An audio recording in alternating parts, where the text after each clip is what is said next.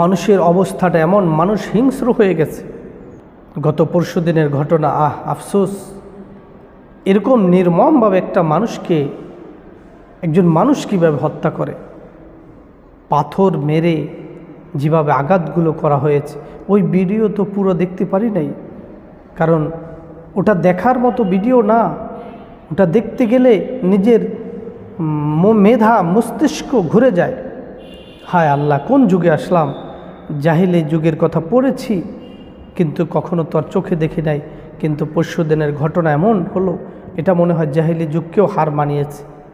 ও দুনিয়ার মানুষ, তুমি যে এই যে কাজটা করলা, এই ভাইটিকে যে কারণেই মারো, কিন্তু এরও তো সন্তান আছে, পরিবার আছে। তারা কার দিক তাকিয়ে থাকবে, কার কাছে যাবে? এই দুনিয়া স্বার্থপর দুনিয়া। আপনার টাকা পয়সা, অর্থ করি, সম্মান আছে, আপনার পেছনে লোক আছে, কিছু নাই, আপনার পেছনে কোনো লোকও নাই। এজন্য ভাই কেন আরেক ভাইকে হত্যা করতে হবে? সে যদি অন্যায় করে থাকে, তার একটা বিচার হওয়া উচিত ছিল বা বিচার হবে, সে পন্থা আছে বাংলাদেশ।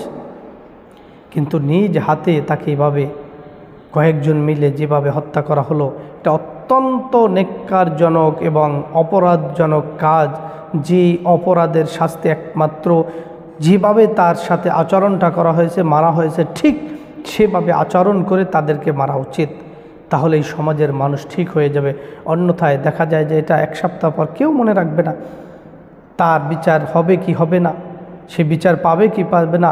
যারা অন্যায় করেছে, অপরাধ করেছে, তারা কি মুক্তি পেয়ে যাবে নাকি শাস্তি পেয়ে যাবে, এটা অনেকে অজানাই থেকে যাবে। জন্য দুনিয়ার মানুষ, আল্লাহকে ভয় করুন। যেদিন আল্লাহর সামনে দণ্ডায়মান হতে হবে, মানুষকে এভাবে কুকুর বিড়ালের মতো মারতে গিয়েন না।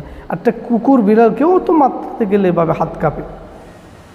আশরাফুল মাখলুকাত, একটা তরতাজা প্রাণ, সে কি এমন ভুল করেছে যে আপনি তাকে দুনিয়ার থেকে বিদায় করে দিতে হবে? সে যদি এত অন্যায় করে থাকে, 10 জন ছিল, তাদেরকে নিয়ে বসেন, যেই বিচার সেটা করতো তারা।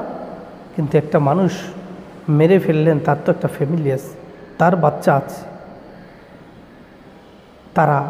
তাদের কাছে যে আপনি কি জবাব দেবেন, কি বলবেন? এতই অন্যায় করেছে যে তাকে মেরেই ফেলতে হবে? মানুষ আজকে হিংস্র হয়ে গেছে।